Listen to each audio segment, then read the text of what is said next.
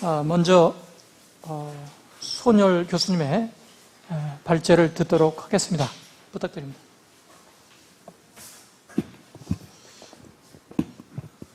네, 감사합니다. 연세대학교의 손열입니다. 먼저 존경하는 천정배 의원님, 그리고 신광영 교수님, 이혜정 교수님, 이렇게 귀중한 자리에 저를 초청해 주셔서 대단히 감사하다는 말씀을 드리고요. 제가 맡은 게 동북아 국제정치라는 이거 제목을 주셨는데, 이게 너무 포괄적이라 동북아 국제정치를 뭐 어떻게 다 얘기를 하겠습니까? 그래서 나름대로 제가 생각하기에 좀 같이 좀 얘기하고 싶은 포인트들을 좀 정리를 하고, 그 속에서 제가 알기로는 이제 남북 관계는 따로 패널이 하나 또 따로 나가 있기 때문에 남북 관계보다는 주변 사강을 중심으로 한 동북아 혹은 동아시아 지역에서의 현재의 흐름, 그리고 제가 오늘 특별히 좀 말씀을 드리고 싶은 것은 현재 2015년 동아시아의 정세를 얘기를 하는 것보다는 전체적인 형세라고 얘기를 할까요? 우리가 중국 사람들이 형세라는 말을 최근에 상당히 많이 씁니다. 단기적인 정세보다는. 그래서 이 형세 판단을 좀 바둑을 좋아하시는 분들은 뭐 무슨 말씀이신지 너무나 잘 알아들으실 텐데, 전체적인 형세 판단이고, 그 형세 판단은 조금 더 미래를 우리가 좀 내다보는 속에서의 현재 형세 판단을 좀 해보고, 다시 말해서 전체 국면에 대한 평가를 좀 해보고, 그런 속에서 몇 가지, 한 3가지 정도의 위험 요인을 제가 좀 말씀을 드리려고 합니다. 그래서 이런 위험 요인들이 있는데, 한국 외교가 이대로 간다면 앞으로 미래 동아시아 속에서의 우리의 입지는 어떻게 설정이 될 것인지, 어떤 기회와 제약이 있을 것인지에 대한 그런 말씀을 좀 드리려고 합니다. 그래서 간단히 정리를 하자면, 첫 번째는 현재 정세, 그다음에 두 번째 현재의 형세, 그다음에 이 형세 속에서 우리가 이대로 갔을 때 앞으로 맞을 수 있는 시련은 뭔지라고 하는 것에 대해서 대강 한 3가지 정도를 얘기를 하고, 그것에 대처하기 위한 우리의 외교적 노력은 대강 어떤 방향으로 가야 될 것인지에 대한 그런 말씀을 드리려고 합니다. 뭐 크게 형세 판단을 우리가 해보면, 현재부터 시작해서 앞으로 한 10년, 20년 정도를 우리가 생각을 한다면, 결국은 미국과 일본이 주도하고 있는 지역 질서에 중국이 도전하는 형태가 될 것이다. 이 점에 대해서는 많은 사람들이 다 동의를 하고 있습니다. 그런데 이런 전체적인 형세 속에서 제가 이제 나중에 말씀을 드리겠지만은 3가지 문제가 있습니다. 첫 번째는 이 도전의 형세가 미중 대 일본의 구도로 흘러갈 경우에는 한국의 외교적 입지를 대단히 축소시킬 것이다라는 것이 첫 번째 리스크가 되겠습니다. 그리고 두 번째는 마찬가지로 이런 속에서 지정학적인 그런 리스크도 있지만, 또 개별적인 여러 가지 경제 문제를 포함한 여러 가지 이슈에 있어서도 한국의 국익을 추구하는데 많은 제약을 가져다 줄 것이다라고 하는, 그래서 한국에 굉장히 큰 도전 요인으로 작용할 것이다라는 것이 두 번째고요.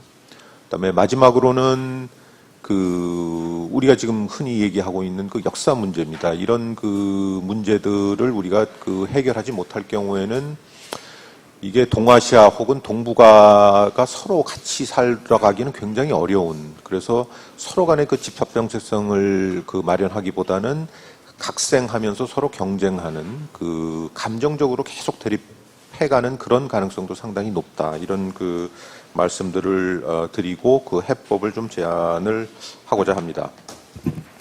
전체적으로는 저희 이 발제문을 쭉 읽어 나가는 형태로 하겠습니다. 14페이지에 보시면 동아시아 형세를 말씀드리는데, 가장 최근에, 그러니까 지난 4월 28일이죠. 미일 간의 그 공동 비전 성명이라는 게 있었습니다. 이게 그 한국 우리의 그 언론이나 우리 매스컴에서는 아베 총리가 미국에 가서 오바마를 만나면서 과거사 문제에 대해서 어떻게 얘기를 할지, 혹시나 얘기를 할지, 혹은 뭐 사과 비슷한 얘기를 할지, 거기에 모든 신경이 다 맞춰져 있었어요. 근데 그거는 정말 그 약소국이 바라보는, 약소국 입장에서 이렇게 하늘을 바라보는 격이고, 위에서 바라볼 때 결정적으로 그 비전 성명에서 나왔던 것은 뭐냐면은 일본과 미국이 공동보조를, 철저하게 공동보조를 취해 나가겠다라는, 그게 공동 비전 스테이트먼트입니다. 그래서 그 얘기는 어떻게 여기 제가 조금 그 코트를 했습니다만, 그 문안에는 이렇게 나와 있습니다. 미국의 아태 재균형 전략과 일본의 국제 협도주의에 기반한 적극적 평화주의 둘을 결합을 해서 지역과, 동아시아 지역과 세계의 평화와 번영을 확보하기 위해서 긴밀히 연대하겠다. 다시 말해서 그 미국의 아시아 비전과 일본의 아시아 비전은 같다는 것입니다. 이게 결합이 가능하다는 것이죠. 그래서 이것을 결합을 해서 지역 차원, 한반도도 마찬가지입니다. 한반도 지역, 그 다음에 글로벌한 차원에서 공동 보조를 해 나가겠다. 이 양국의 안정과 번영은 그대로 번역을 했습니다. 상호 긴밀히 얽혀져 있어서 뗄래야 뗄 수가 없다. inseparable하다. 그리고 이런 그 양국 간의 그 안정과 번영에 대한 이익은 국경에 의해서 정의될 수가 없다라는, 그러니까 이게 국경을 넘어서 미일 간에는 더 이상 안정과 번영에 관한 한 국경이 의미가 없다라는 얘기인데, 이거는 굉장히 강한 표현입니다. 그래서 역대의 그 미일 간의 여러 차례 공동성명이 있었습니다만은 아마도 지금이 정점을 찍는, 그래서 그 이런 그 공동성명을 내고 아베 총리는 상원 양원 그 합동 그 연설을 했었죠. 그래서 그 희망의 동맹이라고 해서 미일 동맹의 희망을 쭉 얘기를 하는 그런 것이 있었습니다. 그거는 희망을 얘기를 한 거는 이제 다음에 나오겠습니다만, 이게 중국몽을 생각을 한 거죠. 중국의 꿈이 한편에 있다면은 미일의 희망은 이거다라고 해가지고 이렇게 나와 있어서, 전체적으로 보면 이게 미일이 굉장히 그 가깝게 들어가는, 그러니까 그 속에서 과거사 문제로, 위안부 문제로 우리가 자꾸 뭘 이렇게 한다는 거는 저 위에서 보면은 참 굉장히 지엽적인 일이고, 조금 이따가 나오겠습니다만은 백몇 가지의 아젠다를 얘기를 하는데 정말 한 개 내지는 한 개 반 정도의 어젠다를 차지하는 그런 이슈가 될 수도 있다라는 것이 이제 그 위에서 지금 얘기를 하는 것이다. 거기서 이제 또 한 가지는 뭐냐면은 그 투명성이 높고 룰에 기반한 국제 질서를 만들겠다라는 얘기입니다. 이게 룰에 기반한 국제 질서라는 거는 무슨 얘기냐 하면은 그 힘에 의한 국제 질서가 아닌 룰에 의한, 규칙과 제도에 의한 국제 질서다, 이렇게 얘기를 했을 때는 그건 뭐 너무나 타당한 얘기처럼 들리고, 특히 한국 같은 중견국 미들파워 입장에서는 이게 힘으로 밀어붙이는 국제 정치가 아니고 룰에 근거한 국제 정치면은 굉장히 좋은 거잖아요. 근데 이 얘기가 나오는 그 맥락에는 중국이 신장하는 경제력이나 그것에 상응하는 군사력으로 동아시아 지역에서 현상 변경을 자꾸 일으키려고 하는데, 룰에 의한, 기존의 룰에 의한 그 거버넌스를 계속 유지를 해야 된다. 이것은 지키겠다라고 하는 것이 이제 그 미일의 지금의 선언인데, 이런 선언을 우리가 액면 그대로 이거를 박수를 치면서 받아야 되는 건지 아닌 것에 대해서 좀 상당히 생각을 우리가 해봐야 될 것이라고 생각을 합니다. 왜냐하면 국제정치에서의 룰이라는 건 결국은 힘의 논리를 반영하는 룰 아닙니까? 그러니까 중국은 본인의 힘이 커지고 그 커지는 힘 속에서 기존의 국제 질서를 봤을 때 그 룰이 자기의 몸집에 안 맞는다고 생각할 때에는 이 현상을 변경하고 새로운 룰을 만들려고 할 텐데, 그렇다면은 이게 룰에 의한 국제 질서가 기존 룰에 의한 국제 질서를 얘기를 하는 건지, 아니면 모든 국제 질서는 룰 베이스로 가야 되는 건지에 대한 그런 그 또 미묘한, 그 다음에 어떻게 보면 상당히 우리한테 많은 영향을 주는 그 이슈라고 생각을 할 수가 있습니다. 아주 간단한 그 비근한 예로 남중국해에서 지금 잘 아시지 않습니까? 중국이 상당히 그 공세적으로 나가고 있는데 미국은 룰에 의한, 미국과 일본은 룰에 의한 국제 질서를 얘기를 하면서 왜 한국은 가만히 있느냐. 남북국해 문제에 대해서. 라고 얘기를 하겠습니다. 그건 무슨 얘기냐 하면은 기존의 룰을 지키려고 하고 있는 미국과 일본의 입장을 왜 거들지 않느냐라고 얘기를 하는 것이죠. 그러면 우린 그럼 어떻게 해야 되느냐 하는 이런 그 딜레마들이 이제 뒤에 이렇게 쭉 따라 나오게 됩니다. 세 번째는 그 양국의 리더십은 TPP를 통해서 무역, 투자, 개발 증진, 그 다음에 인터넷 가버넌스까지 이렇게 쭉 나오고 있습니다. 이게 TPP가 단순히 관세를 낮추고 뭐 이렇게 하는 그런 그 무역 협정이 아니라 우리가 한미 FTA에서도 봤었던 것처럼 굉장히 고수준의 그 FTA이고 그 많은 경제 제도의 개혁을 수반하는 그런 그 FTA입니다. 근데 TPP는 그거보다 또 한 수 더 나아가 있는 것이죠. 그리고 그 속에는 그 농수산물 개방도 있고 쌀시장 개방이 있습니다. 지금 미일 간에 치열하게 지금 그동안에 다퉜고 결국은 미국이 원하는 수준으로 일본이 쌀시장을 지금 개방하게 지금 돼 있죠. 이렇게 가게 돼 있고 그 이외에도 많은 그 이슈들이 걸려 있습니다. 그래서 이게 TPP가 세계 경제 질서의 중심이 된다라고 하면 그러면 한국은 가입을 해야 되는 건데 그러면 이 룰 TPP라는 그 룰 베이스드 국제 경제 질서에 우리가 흔쾌히 들어갈 수 있는 것이냐. 한국의 농수산물 쌀 시장 개방을 어떤 형태로 우리가 지금 할 수 있는 것이고 자동차는 또 어떻게 해야 될 것이고 많은 그 제도적인 문제들 이것도 어떻게 다 그 룰에 맞춰서 갈 수 있을 것이냐 하는 것들이 또 우리한테 굉장히 큰 과제로 다가옵니다. 지금 정부는 2013년 11월 달에 당시 현오석 부총리가 TPP에 가입을 하겠다고 얘기를 했었습니다. 했고 미국은 그것을 정확히 기억을 하고 있고 그 당시에 뭐 아시겠지만은 그때 이게 방공구역 그 중국 이것 때문에 한국이 굉장히 정신이 없어가지고 TPP에 대한 굉장히 중요한 선언이 언론이나 혹은 그 정치권이나에서 많이 지금 가려져 있었습니다. 근데 그 선언이 굉장히 큰 선언이죠. 왜냐하면 그 당시에 한국 정부가 생각했던 TPP와 지금의 TPP는 상당히 많은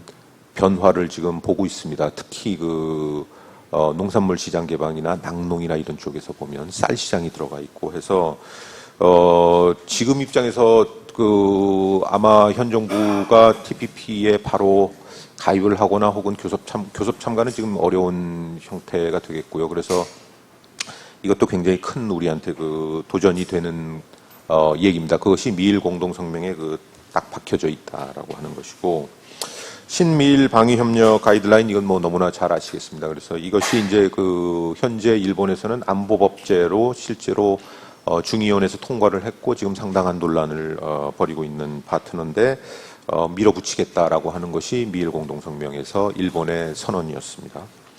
그리고 지구적 과체에 대해서도 같이 파트너십을 구축하겠다. 그러니까 이게 그 미일 간의 그 양자 관계의 찰떡궁합부터 시작해서 지역 문제, 통세, 경제, 통상, 그 다음에 글로벌 이슈까지 다 함께 가겠다라고 하는 것이 지난번에 공동성명인데 뭐 성명은 성명이고 실제 그렇게 될 것이냐라는 건 뭐 물론 지켜봐야 되겠죠. 하지만 그 상당히 강한 성명이 지금 나와 있다라는 것을 상기를 할 필요가 있다. 그래서 이게 그 미국을 놓고 한국이 일본과 구애 경쟁을 하는 건 좀 잘못된 거다.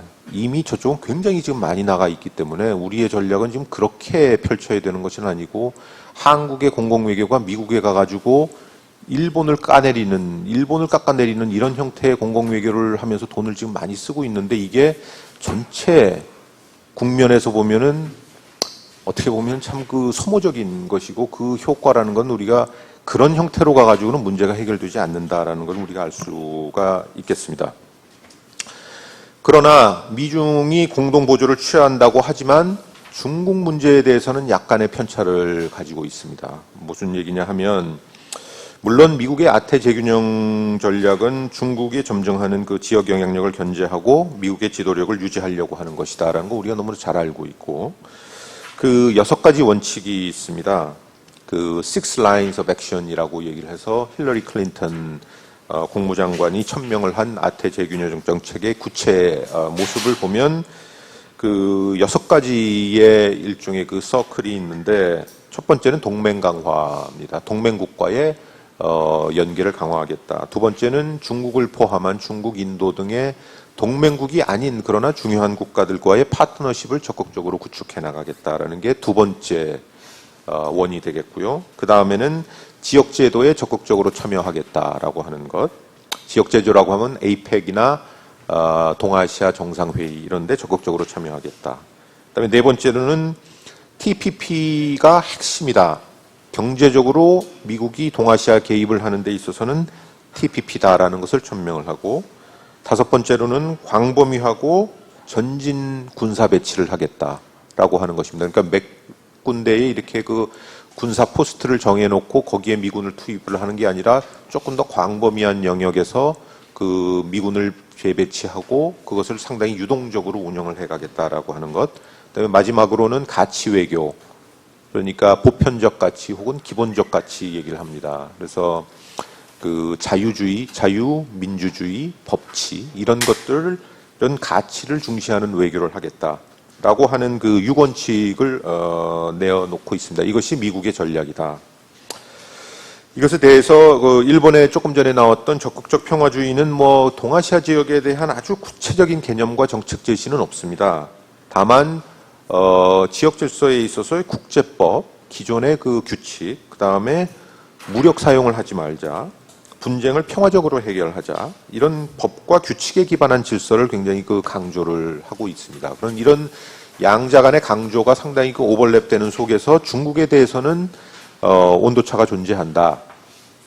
미국은 조금 전에 말씀드렸던 것처럼 중국을 파트너라고 얘기를 하고 있습니다. 외교 문서에서 적국이라고 적지는 않죠. 그러나 그 파트너다, 파트너십이다.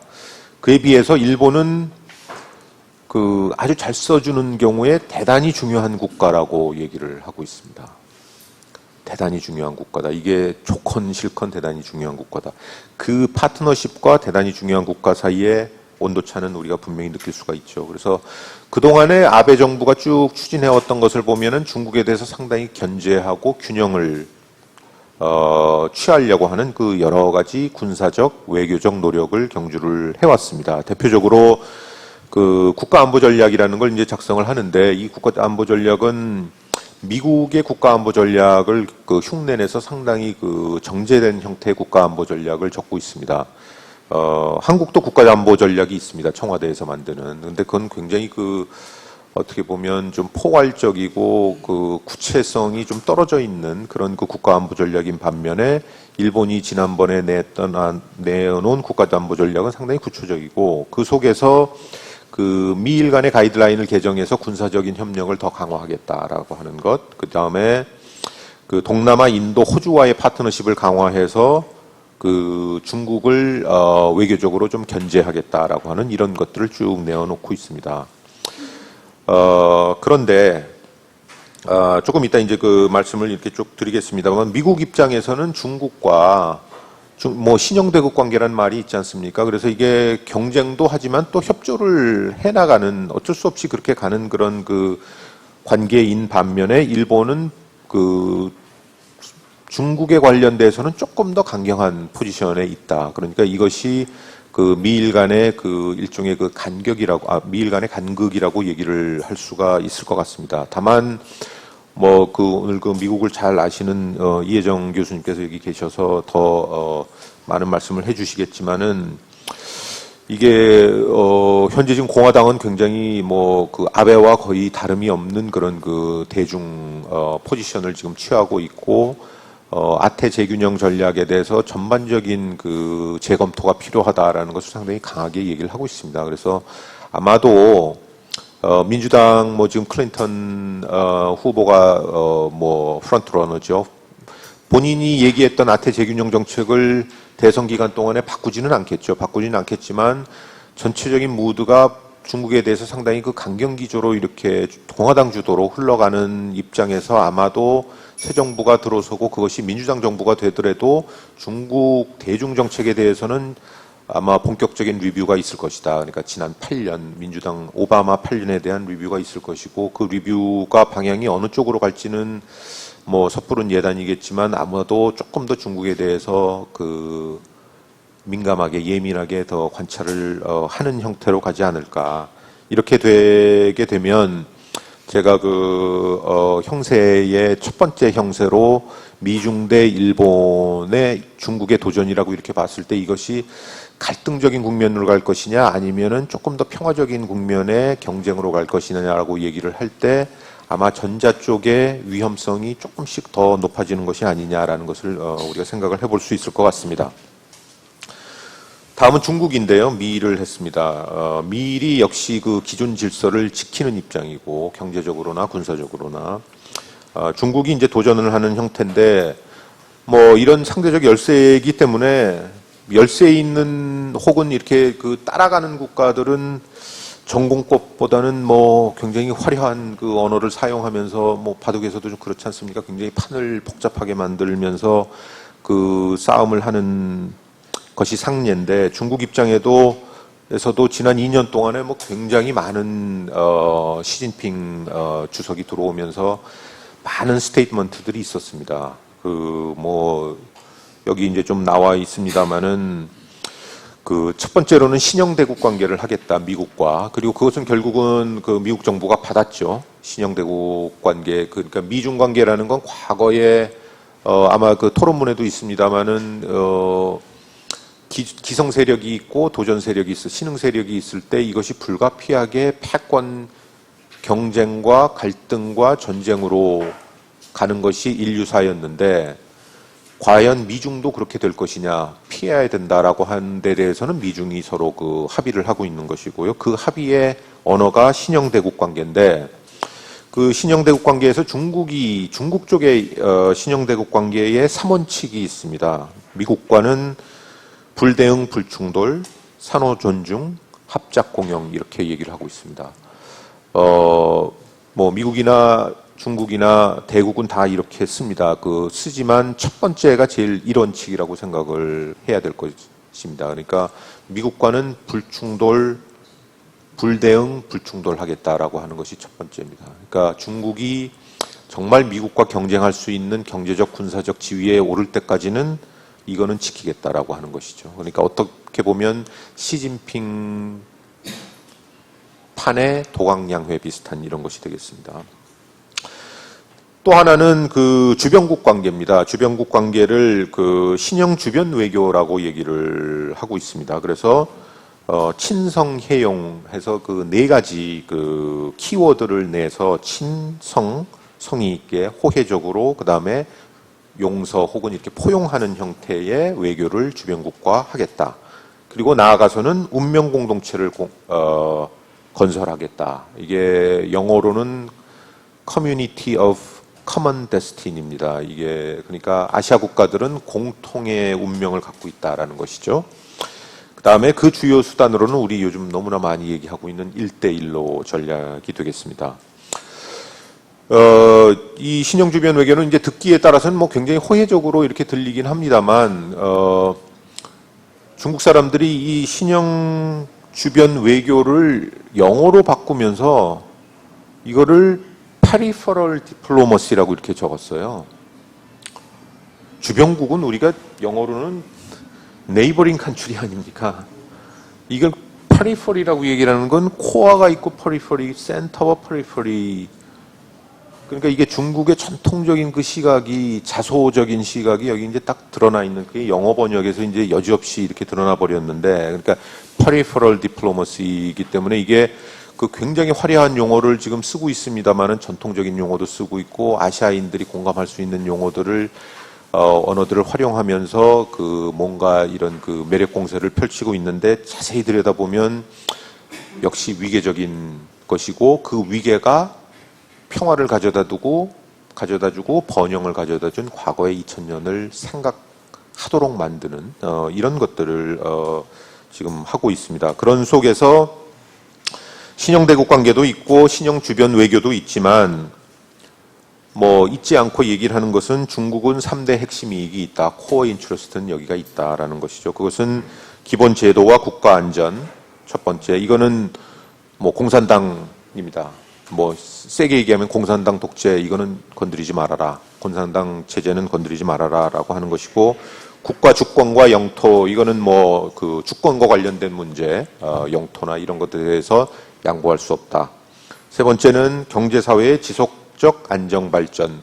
역시 경제 발전이 최우선 과제다. 경제 발전을 하고 나서 소강 사회를 이루고 난 이후에는 그 다음에는 여러 가지를 생각을 할 수가 있을 것이다라고 해서 3대 핵심 이익이 나오고 있습니다. 그래서 여기에는 뭐 주권 존중이나 호혜 이런 그 얘기들이 있지만 근대적인 이런 측면도 있지만 또 전통주의적 의미의 강대적 책임의식, 그 다음에 그 자소적 세계관 이런 것들도 다 이렇게 그 얽혀져 있는 그런 것들이 이제 그 중국이 지금 중국의 꿈에 지금 나오고 있는 것이다. 그리고 그 핵심적인 뭐 이슈 그러니까 그 이니셔티브 전략으로서 1대1로인데 이것은 뭐 언론의 소개가 상당히 많이 돼 있기 때문에 제가 그냥 간단히 얘기를 하겠습니다. 이게 그 육로로 쭉 연결을 하는 것이 하나가 있고 그 다음에 해로로 해서 동남아, 인도양, 아라비아, 지중해까지 이렇게 쭉 연결하겠다 해서 큰 경제권을 형성하겠다는 것이고 이건 뭐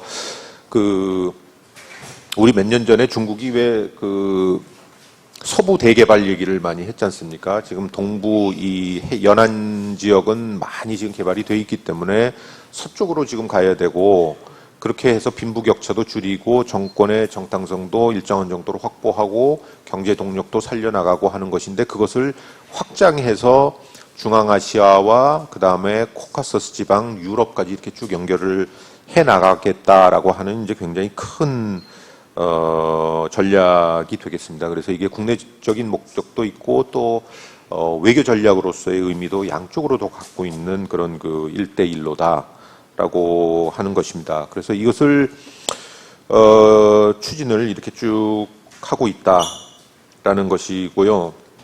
그 다음에 그 이런 것들을 추진하는 과정에서 몇몇 제도화 노력들을 또 하고 있다. 제도들을 만들어서 미국과 일본과 경쟁하는 그 대표적인 것이 우리가 잘 아는 이제 아시아 인프라 은행이 되겠습니다. 그래서 인프라 투자은행이죠. 그리고 FTA에서 조금 전에 나왔던 TPP와 경쟁하는 새로운 그 여러 가지 그 대항 모델들을 내놓고 있는 것. 이런 것들이 이제 중국이 보이고 있는 것인데 군사적으로 한편으로는 뭐 미국에 도전할 수 있도록 계속 군사력 증강하는 건 우리가 잘 보고 있고 특히 해양의 해양 권익을 수호한다라고 하면서 해양 쪽으로 지금 굉장히 많이 나오고 있는 것을 우리가 보고 있습니다. 그러나 이 동아시아나 혹은 아태 지역에서 봤을 때 미국과 중국의 이런 영향권을 이렇게 생각해 봤을 때는 지정학적으로 이렇게 일종의 그 단층이 있지 않습니까? 그 폴트 라인이라고 하는 그 단층이라는 게 한반도와 우리 그 서해, 그 다음에 동중국해, 그 다음에 남중국해 이렇게 쭉 연결이 돼 있는 것인데 현실적으로 중국이 그 프런트 라인을 넘어서기는 상당히 지금 현재의 국력으로는 어려운 게 사실이죠. 더군다나 미일이 지금 그 같이 공조를 지금 해나가고 있는 측면에서 그 동중국해까지 상당히 어렵고 남중국해에서는 지금 동남아와 미국도 이렇게 얼라이언스들이 일정하게 연합이 형성되어 있기 때문에 전체적으로는 그 한국, 일본과는 대강 현상 유지, 그 다음에 미국에 도전하기보다는 착실히 힘을 키우는 그래서 이쪽 그 동쪽 라인에서 태평양 라인에서는 대강 현재선에서 현상 유지를 하고 1대1로나 이런 것을 통해서 지금 서쪽으로 좀 영향력을 확대해 나가는 그 다음에서 이제 국내 정치나 경제를 이렇게 추스려 나가는 이제 그런 쪽으로 봐야 되지 않느냐 하는 게 그 제 생각입니다. 그래서 그 이렇게 볼 때 그 해양에서의 미국과 미일 대 중국과의 충돌은 조금 전에 얘기했던 것처럼 중국 입장에서는 이쪽에서는 대강 소강 상태로 간다라고 하면 뭐 여기서 가는 것이고요. 정말 걸리는 것은 결국은 아시아와 동아시아입니다. 이 동아시아에서 중국은 중앙아시아까지로 이렇게 진출하고 동남아 이렇게 해가면서 이쪽에서 운명 공동체를 지금 만들겠다고 하고 1대1로를 그 핵심 수단으로 지금 쓰려고 하는 것이고, 미국이나 일본이나 한국이나 이런 혹은 주변국들 속에서는 그럼 이런 중국의 동아시아 정책에서 그럼 어떻게 대응을 해야 되느냐 하는 것이 이제 굉장히 큰 문제라고 할 수가 있을 것 같습니다. 그래서 16페이지에 가면 좀 정리가 되어 있습니다. 그래서 그 중국의 핵심 이익과 미국의 신형 대국 관계가 충돌하는 경우, 이를테면 해상안보 혹은 한반도, 서해 이렇게 됐을 때 중국은 조금 전에 얘기했던 것처럼 이것은 보면은 핵심 이익의 이원칙입니다. 핵심 이익의 이원칙, 다시 말해서 주권을 확장하려고 할 때 주권과 영토의 확장 혹은 본인이 생각하는 그 영향권을 생각을 하고 하는 것이 하나가 있다면은 신형대국 관계의 일원칙이 있습니다. 그래서 그 일원칙과 양쪽이 충돌할 때는 현재로 봐서는 중국은 신형대국 관계의 일원칙으로 가고 있는 것이 아니냐. 그래서 그 충돌의 상황은 회피하려고 한다라고 하는 것이 보이고, 그런 속에서 미중 간에는 사실 생각보다는 우리가 한편으로는 굉장히 그 안보적 대결을 많이 봅니다만은 여러 측면에서 그 미중 전략 경제 대화라는 걸 갖다 지금 몇 년째 하고 있지 않습니까? 그 미중 전략 대화는, 경제 대화는 엄청나게 많은 부서들이 다 참여를 하고, 여기서 제가 올해 얘기를 합니다만은 127개의 어젠다가 있습니다.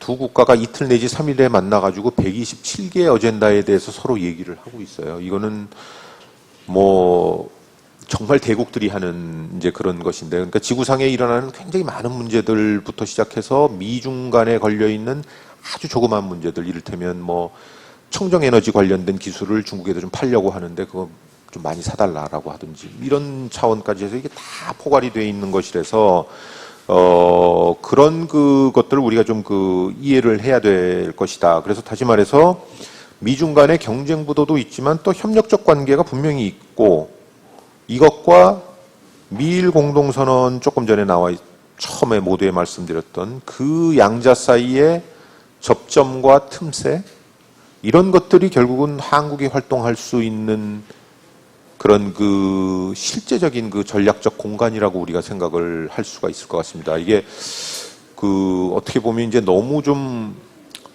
손열 교수는 한국을 너무 비하하는 거 아니냐. 이게 우리가 자존 이렇게 너무 크게 가는 것도 사실 문제지만 또 너무 비하하는 것도 문제인데, 지금 미중일의 이런 다이내믹스 속에서 우리가 실제적으로 취할 수 있는 것은 생각보다 그렇게 크지 않고, 아마 천정배 의원님도 트위터인가에 어디서 제가 봤습니다. 일본의 여러 가지 전략적인 움직임이라든지 국내 정치적인 이런 영향들이 한국의 외교적 지평, 전략적 지평을 굉장히 축소하고 있다라고 얘기를 하는데, 그건 정말 일본 요인이죠. 일본 요인 하나만으로도 이렇게 많은 제약들을 지금 가져다 주고 있습니다. 우리가 일본을 우습게 보는 속에서 이런 것들을 일본이 한국과 제대로 한번 붙어보겠다고 할 때 우리가 많은 제약을 느끼는 것처럼, 동아시아 지역 질서를 우리가 생각을 할 때도 결국은 미중과 미일 사이에서 우리가 현실적으로 플레이할 수 있는 것들을 좀 잘 봐야 된다. 그렇지 않고 자기중심적인 지역 비전을 내어놓으면 아무도 안 듣는 그런 현실에 봉착할 것이다. 그래서 우리 지금 동북아 평화협력구상, 이것을 아마 대통령께서 캠페인 시절에 잠깐 얘기가 됐었고, 신정부 들어오면서 이게 굉장히 중요한 외교 과제로 좀 잡혀져 있습니다만 되는 게 없습니다. 되는 게 없다는 이유는 뭐냐면 아무도 관심이 없기 때문에. 그래서 이게 공허한 메아리처럼 이렇게 돼 있는 것들은 그 문제는 뭐냐 하면, 조금 전에 지금 쭉 말씀드렸던 것처럼 미일이나 중일, 미중과의 이런 그 경쟁과 협력의 다이내믹스를 잘 이해하진, 큰 판을 잘 보지 못한 속에서 우리 중심으로 이렇게 뭘 짜고 동북아를 해서 연성 협력을 해가지고 6개 나라를 끌어들이면 그 나라들이 왜 반대하겠냐. 연성 이슈인데 에너지 협력하자는데 그게 왜 반대하고, 재난 구조에 대한 협력한다는데 그거 왜 반대하겠냐고 하지만 그쪽 입장에서는 그걸 왜 굳이 한국 주도하에 6나라가 모여가지고 그렇게 요란하게 요란을 떨어야 되냐. 그건 별거 아닌데 그런 외교력은 과연 있느냐. 이런 너무 나이브한 거 아니냐. 이런 식의 이제 비판이 충분히 가능한 것이고 전 그것이 현실이라고 생각을 합니다. 형세의 마지막으로 일본 요인인데 이건 너무나 잘 알고 있는 것입니다. 그래서 이게 아베 신조 수상이 요즘 지지율이 이제 30%대로 이제 내려오니까 아베의 위기가 왔다 이렇게 얘기를 하는데 37% 정도 지지율이면 상당히 양호한 지지율입니다. 그동안 아베 내각이 너무 높은 지지율을 지금 받았기 때문에 저는 아베 총리가 우리 VIP처럼 철벽 지지율 철벽 뭐라 그러죠? 죽어도 안 깨지는 철벽 콘크리트 지지율을 갖고 있다고 생각을 하지는 않습니다만 많이 떨어져서 37%고 그래서 혹시나 낙마하지 않을까라고 하는 거는 이거 역시 우리가 미일 정상 보면서 우리 자기 위주로 생각하는 것과 굉장히 비슷한 거라고 생각을 합니다. 아베 정부는 추가적인 정책적인 에러나 혹은 어떻게 보면 지금도 안보법제 자체에 대한 불만도 상당히 있지만 그 진행 과정, 우리 국회에서는 흔히 보는 일이지만은 거기서는 정말 보기 힘든 일들이 벌어졌기 때문에 이게 정말 민주정부냐라고 하는 그것이 굉장히 컸죠. 그러니까 아베 정치가 문제가 있다라고 얘기를 하는 것이지 아베의 법제 자체에 문제가 있다라는 것, 그 양쪽이 다 있다라고 생각을 할 수가 있을 것 같습니다. 그래서 후자와 관련된 이런 여러 가지 정책적 실패가 계속 올 때는 상당히 위험하겠지만 안보법제 가지고 아베 정부가 실각할 거다라고 하는 것은 굉장히 나이브한 판단이다. 희망적인 판단이다라는 것입니다. 그래서 아베 리스크는 거기에 있는 것이 아니고, 그러니까 역사 수종주의나 궁국주의 이런 데 있다기보다는 오히려 미일 대 중국의 구도, 대립 구도를 계속 이런 형태로 끌고 가는 그런 정치적인 스탠스에 있다라고 봐야 될 겁니다. 그러니까 중국을 견제하고 중국의 위협을 강조하면 강조할수록 아베의 보통국가화는 점점 더 유리하게 됩니다. 마찬가지로 한국과의 관계가 혹은 북한과의 관계가 나빠질 경우에는 아베의 보통국가화는 상당히 탄력을 받게 돼 있습니다. 그것이 이제 아이러니인데 그런 속에서 아베 리스크라는 게 분명히 있고 그렇게 해서 미일과 중국 사이의 간극을 넓혀감으로써 역으로 한국의 외교적 입지를 굉장히 축소하는 그런 것들이 벌어지고 있다라는 것을 우리가 좀 염두에 둬야 될 것이다라고 하는 것입니다. 시간이 지금 상당히 흘러서 국내적 요인은 생략을 하겠습니다. 간단히 얘기를 하면 저성장 양극화 고령화 이게 3대 일종의 아주 부정적 메가 트렌드 아닙니까? 한국뿐만 아니라 전 세계가 지금 봉착하고 있는 그런 속에서 내셔널리즘이 상당히 강해지는 것이 또 현실이고 그 현실이 한국과 일본, 러시아, 이런 데서 다 드러나고 있어서 그런 것이 이제 어떤 외교적 해법을 모색을 하는 데 있어서의 국내 정치적으로 상당히 부담으로 작용을 하고 있다라는 것입니다. 그러니까 어떻게 보면 저성장 양극화 고령화를 슬기롭게 잘 풀어 나감으로써 그것이 대외적으로는 상당히 우리의 외교정책적 자율성을 확보해 줄 수 있는 그런 측면이 있다라는 걸 여기 쭉 얘기를 하고 있습니다만 넘어가겠습니다. 그러면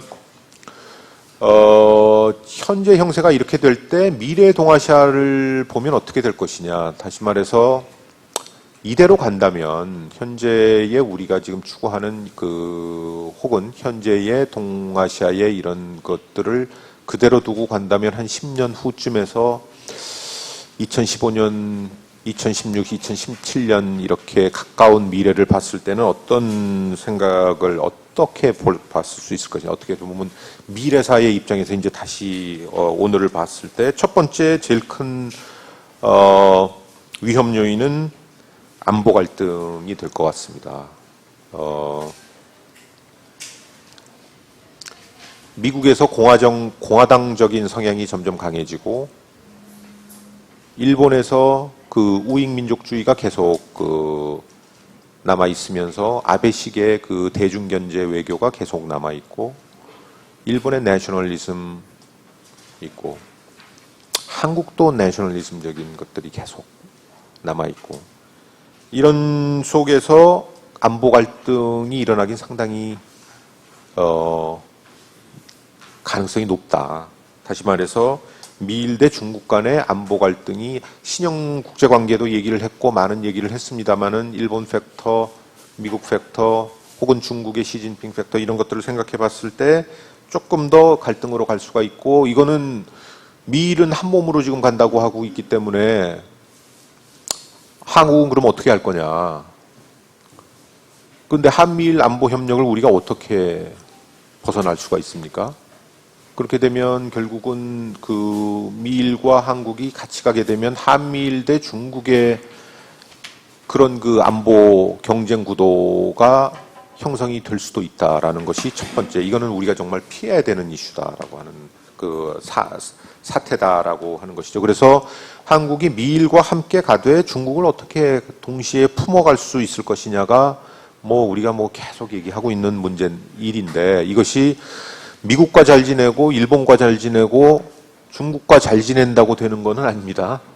정상 간에 친하다고 해서 이익의 갈등이 없어지나요? 전혀 안 그렇죠. 근데 제가 지금 쭉 말씀드린 것은 근본적인 전략적 이익의 갈등 요인들이 지금 있다는 거 아닙니까, 여기에. 그것들이 다 수면하에 암초처럼 있고, 그 위에 표면은 지금 잔잔하니까, 중일, 한중 간에는 더없이 좋다고 하고, 물샐 틈, 한미 간에는 빗샐 틈 없는, 물샐 틈 없는, 이런 얘기를 지금 하고 있는데, 그 밑에는 이런 그 전략적 암초들이 다 잘 보이지는 않지만, 이렇게 있다. 점점 더, 수면은 낮아지고 있다라고 하는 것들을 우리가 좀 생각을 해야 될 것이고, 두 번째는 그런 안보 딜레마와 함께 이익 경쟁의 갈등도 여전히 있다. 이것은 뭐냐 하면 안보 갈등이나 혹은 안보적인 영향이 부정적으로 경제나 다른 그 신흥 이슈에 영향을 미치는 거라고 우리가 얘기를 할 수가 있습니다. 이거 잘 아시잖아요. 이게 지금 한일 간에 그 싸움을 시작하게 되니까 경제적으로도 지금 어렵게 되고, 스와프도 해소하게 되고, 여러 가지 이런 일들이 지금 벌어지고 있지 않습니까? 중일 간에도 마찬가지고 해서 중국에 투자할 거, 일본은 중국에 투자할 걸 베트남, 동남아에다 투자하게 되고, 이런 일들이 이제 벌어지게 되는데, 대표적으로 AIIB 소동입니다. 우리가 봤던 것처럼. 이게 ADB 혹은 월드뱅크가 한편에 있고, 미일이 한편에 있고, AIIB 중국이 한편에 있다면, 이게 선택의 문제로 가면 곤란하다. 한국 입장에서는. 그러니까 두 제도가 서로 공존하고 서로 같이 진화하면서 조화로운 그런 지역 질서를 만들어 나가야 되는 것인데, 안보 갈등이 굉장히 강해지게 되면은 안보 논리가 여기에도 뚫고 들어오게 되고, 그래서 경제 논리나 이런 것들이 상당히 취약하게 되는, 그래서 결과적으로는 이익의 극대화를 가져오지 못하는 아주 나쁜 결과가 될 수 있다라는 것입니다. 그래서 그것이 우리가 두 번째가 됩니다. 그래서 무역도 마찬가지입니다. 이게 TPP 혹은 전에 한미 FTA도 그랬습니다만은, TPP가 표면적으로는 그래, 한미 FTA 있는데 그까짓 거 못해, 이렇게 우리가 생각할 수 있지만, 조금 전에 제가 말씀드렸던 것처럼 이건 굉장히 큰 FTA이고 큰 도전 요인들이 거기에 들어가 있습니다. 쌀과 자동차와 몇 가지가 지금 있습니다. 이런 것들이 있는데, 미일 대 중국의 안보 경쟁이 심화된다. 미중 간의 경쟁이 심화된다 그러면 이 TPP가 시금석 비슷하게 됩니다. 한국 니들 어느 쪽으로 쓸래? 라고 하는 문제가 될 수가 있는 것이죠. 이게 미국 입장에서는 우리 요즘 뭐죠? 그 경중 안미 뭐 이런 황당한 얘기 있지 않습니까? 경제는 중국하고 하고 안보는 미국하고 한다 그러는데 중국 애들은 니들 여기 와가지고 돈 벌고 안보는 미국하고 하겠다는데 그게 말이 되냐? 그 미국은 우리가 지금 안보 트럼프가 이번에 뭐 얘기했잖아요. 에?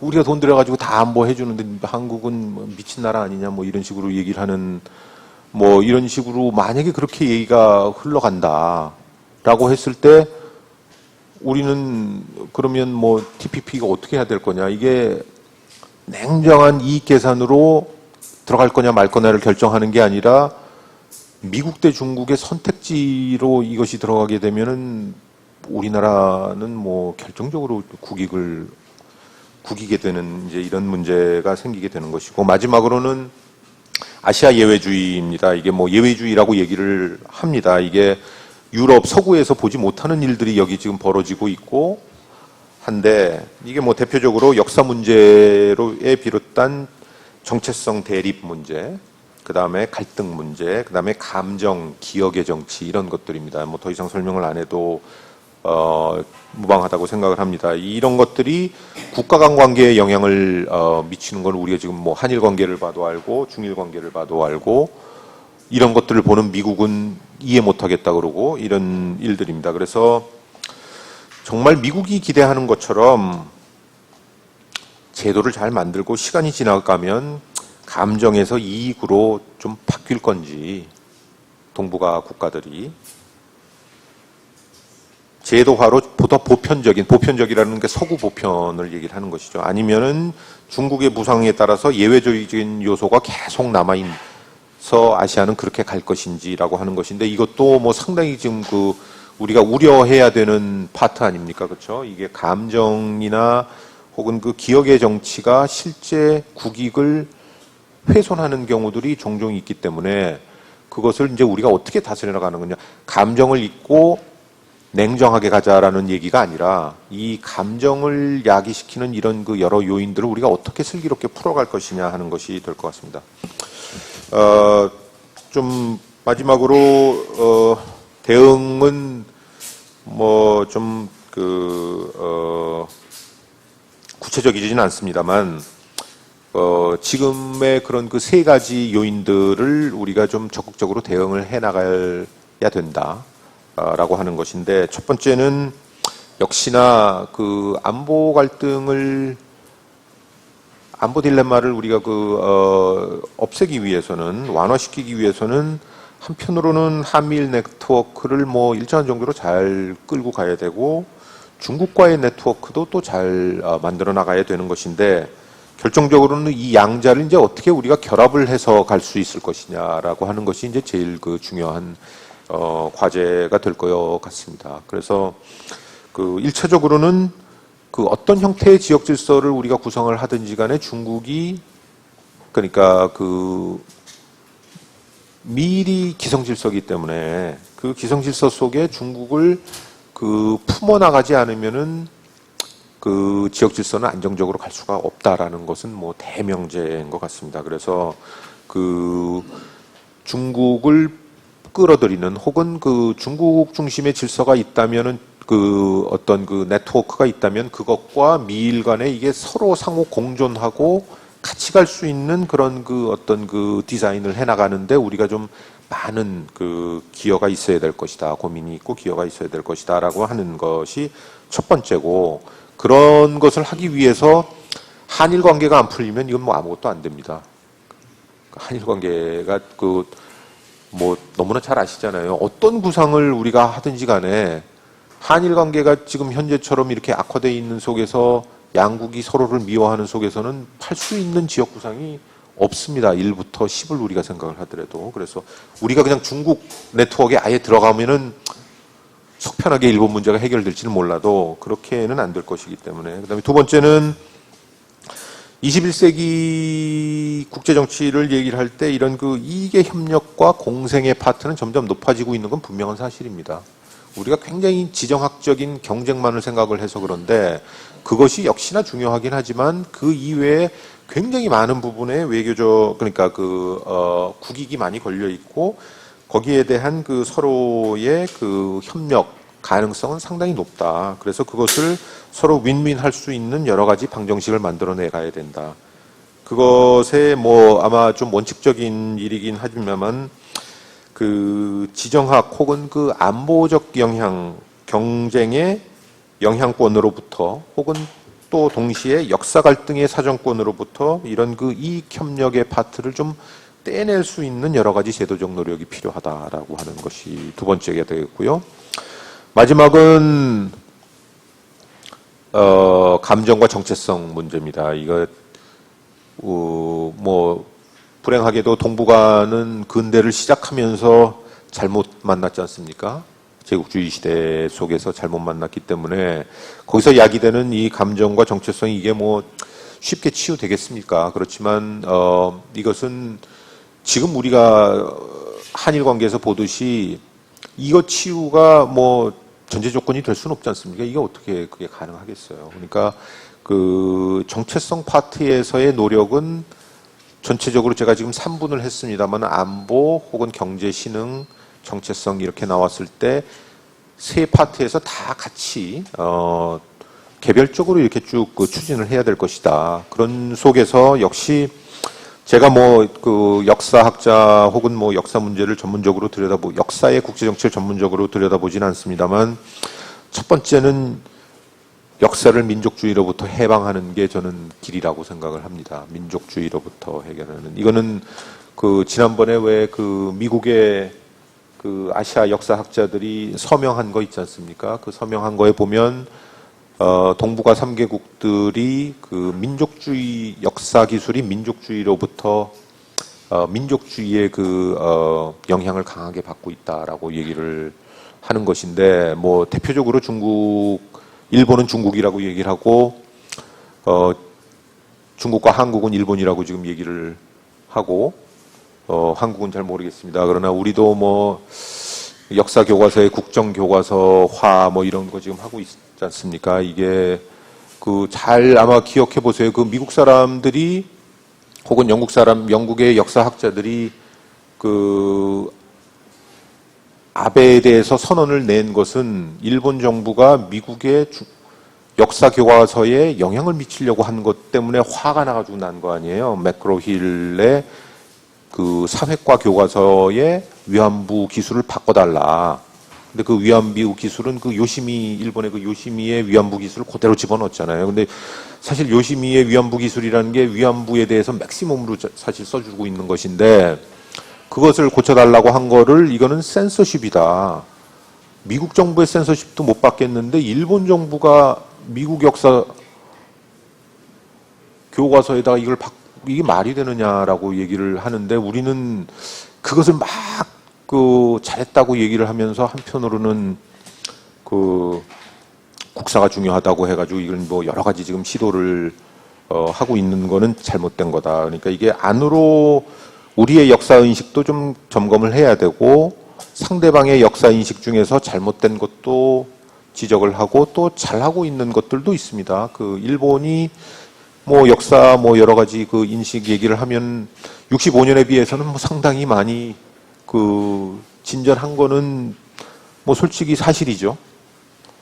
근데 이제 많은 분들은 아무것도 안 한 걸로 지금 알고 있어요. 일본 아무것도 안 하고 한국은 아무 노력도 안 한 걸로 뭐 이렇게 알고 있는 것들도 있고 해서 그 좀 균형을 갖추면서 제가 잘했다는 얘기가 아니라 그 야단을 치더라도 잘한 점은 잘했다고 얘기를 하고 야단치는 자신도 좀 되돌아보고 하는 것이 필요하고 이런 것들을 거치면서 전체적으로는 정말 그 지역의 집합 정체성, 동아시아적 혹은 동북아적 정체성을 만드는 여러 가지 노력들을 해야 된다. 이게 어떻게 보면 그 2002년 그 전전 정부 때 사실 이 파트에 대해서 경제도 많이 하고 그다음에 또 안보 측면에서도 뭐 동북아 뭐 얘기를 많이 해서 동북아 시대 얘기를 하고 정체성 차원에서도 그 당시에 상당히 많은 연구들이 작업들이 있었습니다. 동북아 시대 위원회나 이런 데서 그랬습니다만 그게 이제 그 중단된 게 벌써 10년이 돼가고 있기 때문에 그런 그 장기적인 그 정체성 공유의 노력 이런 것들도 좀 필요하지 않겠냐. 대강 이렇게 말씀을 드리면서 제 발제를 마치겠습니다. 장시간 감사드립니다. 네. 예, 감사합니다. 여러 가지 미디어라든가 또 일상적인 논의에서 잘 드러나지 않는 그러나 현실적으로 존재하고 있는 굉장히 복잡한 동북아, 미국 외교적인, 경제적인 여러 가지 측면들을 잘 정리해서 말씀을 해주셨습니다. 그러면은 먼저 손열 교수님 발표에 대한 토론을 중앙대 정치국제학과 이혜정 교수님으로부터 듣도록 하겠습니다. 안녕하십니까. 중앙대 이혜정입니다. 먼저 이렇게 귀중한 자리에 초대해 주셔서 감사합니다. 신광현 선생님하고는 같은 학교에 있는데 선생님하고 이렇게 학술적인 자리에서 만나 뵌 건 처음인 것 같습니다. 또 손열 선배님, 제 선배신데 하고는 뭐 이전에는 그래도 뭐 같이 공부하고 술 먹을 기회도 많이 있었는데 최근에는 손 선배께서 바쁘셔가지고 전 또 조용히 지내고 오랜만에 뵙게 돼서 반갑습니다. 그리고 오랜만에 손 선배 발표를 들으니까 생각이 비슷한 부분도 있는데 굉장히 생각이 많이 이견도 꽤 있습니다. 그래서 뭐 개인적으로 저는 기본적인 트레이닝은 국제정치고 그 강대국 위주의 트레이닝을 계속 받아왔는데 최근에 개인적으로 뭐 일종의 제 뭐 학문적인 실천적인 여러 가지 정체성의 고민을 하고 있습니다. 그래서 일단 오늘 이 자리에서는 크게 두 가지 말씀드리고 싶은데 하나는 이제 총론 차원에서 말씀드리고 하나는 이제 강론 차원인데 총론 차원에서는 일단 동의하는 부분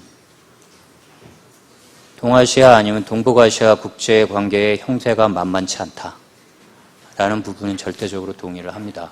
그리고 또 하나 동의하는 부분은 한국 외교의 어떤 입지가 좁아지고 있고 또 현 정부, 박근혜 정부의 외교적인 대응이 대단히 미흡하다.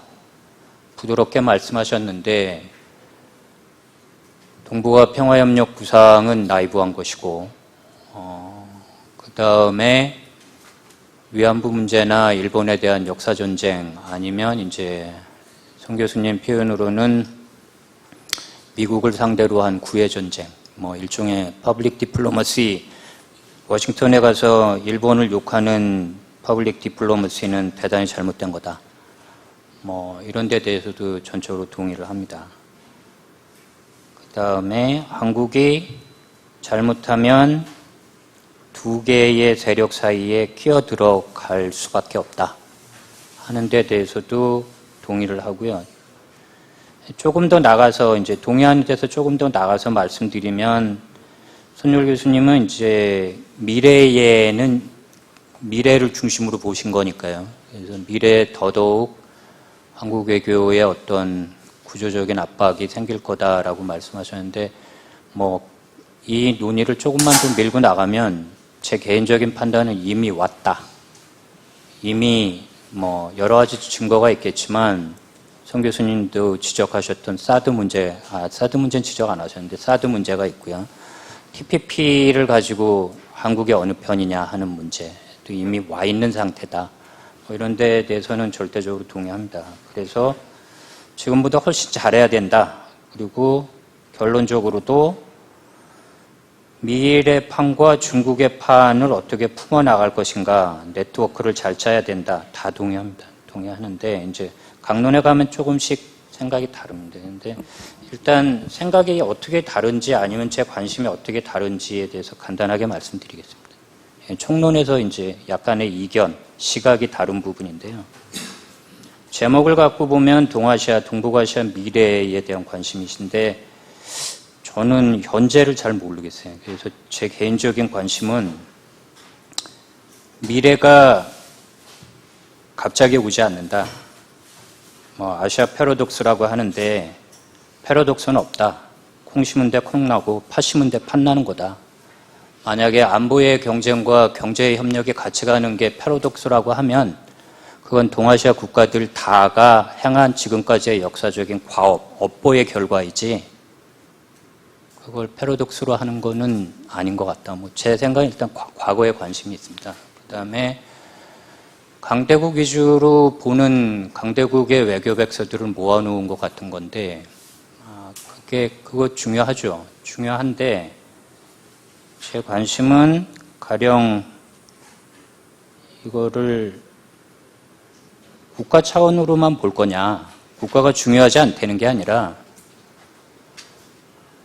경제적으로 보면 동아시아 경제 협력을 한다 그러면 이 동아시아 경제 협력의 소비자이고 노동자이고 기업가이고 다 이렇잖아요. 그렇죠? 그러면 이제 국가 차원에서 보면 어느 국가에 다 국민이죠. 그럼 또 요새 많이 하는 말로 하면 어느 국가에 또 다 시민이잖아요. 이제 공화국의 시민이니까, 민주주의 시민이니까 제 관심은 조금 이제 그 오리엔테이션이 다른 건데 국가 차원의 경쟁을 어떻게 국가 차원의 공생의 문제, 네트워크를 같이 품어가는 문제가 사실은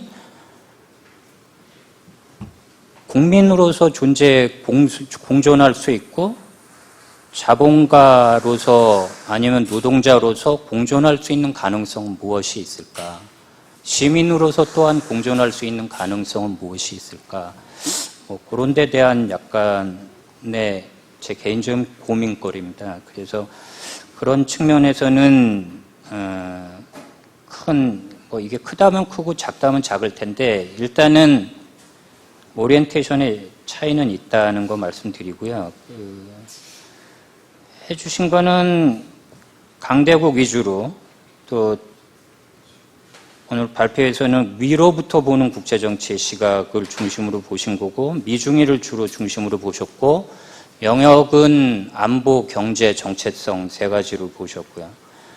그래서 이 판이 한국 외교에 좋지 않은 판으로 흘러가는 원인은 이제 제 나름대로 다시 토론문을 갖고 정리한 건데 보면 두 가지인 것 같습니다. 하나는 이제 세력전이 중국의 부상에 따른 세력전이고 하나는 대단히 비유적인, 은유적인 표현으로 쓰신 근대의 잘못된 만남이라는 이 두 가지의 요인에 의해서 한국을 포함해서 동아시아, 특히 구체적으로는 미국, 중국, 일본이 안보, 경제, 정체성의 영역에서 경쟁하고 협력하는 새로운 형태가 벌어지고 있다. 이렇게 말씀을 해주신 건데, 제 토론문에 그냥 꼭지만 갖고 어떻게 조금씩 다른 생각을 하고 있는지 한번 쭉 말씀드리고 오늘 발표에서 말씀하신 구체적인 사례에 대한 코멘트 겸 질문을 몇 개 드리겠습니다. 이제 첫 번째 보시면 23쪽입니다. 저한테 딱 꽂힌 제가 주목한 표현은 손율 교수께서 중국이 화려한 언어로 전체 판을 복잡하게 하고 있다라고 표현을 하셨는데 화려한 언어를 쓰는 건 모든 국가가 마찬가지다라는 거 이제 제 기본적인 입장이고요. 중국만 그런 건 아니다. 물론 이제 중국이 화려한 언어를 최근에 새로 많이 개발해낸 건 맞죠. 그렇지만 화려한 언어로 치면 미국만큼 화려한 언어를 몇십 년 거의 반세기 이상 사용한 국가는 없습니다. 이미 그 화려한 언어의 보캐블러리 사전이 미국은 무지무지 많이 갖고 있는 거죠. 그래서 화려한 언어로 갖고 보면 중국만 그런 건 아니다라는 게 제 기본적인 입장이고요. 그냥 제목만 쭉쭉 한번 보겠습니다. 23쪽을 보시면 두 번째는 기존의 기성질서는 미일 중심의 기성질서에서 중국이 도전을 한다는 말씀을 하셨는데 크게 보면 동의합니다. 동의하는데 제가 갖고 있는 약간의 이견은 그렇다고 해서 일본과 미국이 기성질서고 기존의 것만을 고집하는 세력으로 보기는 어렵지 않느냐. 왜냐하면 아베에 대한 인식이나 민족주의 문제가 아마 가장 큰 구체적인 질문 나중에 드리고요. 일단 말씀드리고 싶은 건 제 생각은 모두가 현상을 변경하고 있는 국가들이라고 생각합니다. 남북한을 포함해서. 이제 보통 국가라는 표현을 가지고 보통이라는 게 여러 가지 의미가 있는데 일본이 보통 국가라고 하면 비정상에서 정상적인 국가로 가는 걸 얘기하겠죠. 그러면 문제는 무엇이 정상 상태인가 하는 거잖아요. 무엇이 정상 상태인가. 근데 일본 입장에서는 아베, 물론 이제 일본 전문가시기 때문에 이쪽은 뭐 훨씬 더 손율 교수께서 잘 아실 텐데, 뭐 그쪽에서 얘기하는 그 자학사관이 비정상적이라고 보는 거겠죠. 그러면 거기서 벗어나는 거기 때문에 일본이 단순하게 이게 이제 어떤 분야에서 현상을 유지하는 세력이고 현상을 변경하는 세력이냐 어려운데 제가 갖고 있는 그냥 완전히 정제되지 않는 영어로 하면 헌치 뭐 이런 생각은 뭐냐면 미일은 기존 질서를 수호하고 중국은 도전한다는 게 너무 단선적이라는 거예요. 그러니까 미국은 항상 패권을 유지하기를 목표로 하지만 항상 동맹의 현대화를 요구했습니다. 계속적으로. 그러니까 미국이 항상 탑이 되기 위해서 냉전이 끝난 다음에도 한미동맹의 전면적인 틀을 바꾸기를 요구했고요. 그래서 목적은 미국이 갖고 있는 주도권을 놓지 않는 거라는 측면에서는 현상 유지일지 모르지만 그 수단은 항상 바뀌어왔어요. 그래서 모든 국가가 다 현상 변경 세력이라고 저는 생각합니다.